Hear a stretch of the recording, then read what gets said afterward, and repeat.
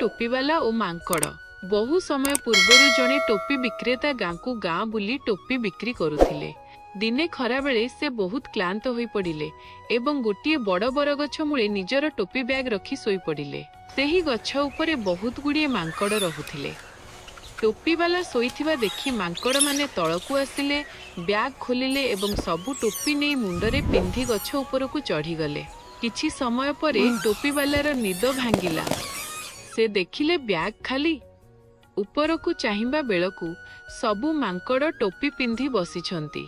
मोर टोपी गुड़िक केउठारे? से गुड़िक फेराई दियो दुष्ट मांकड़ माने। टोपीवाला बहुत चिंतित होई गले। से मांकड़ मानकु डराइबा पई हाथ हलाइले, किंतु मांकड़ माने मध्य तांकु देखि हाथ हलाइले।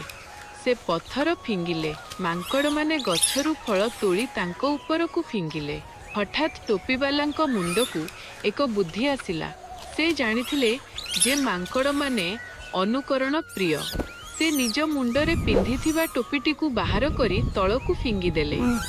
एहा देखि सबु मांकड़ मध्य निज निज मुंडरू टोपी काढ़ी तळकु फिंगी देले।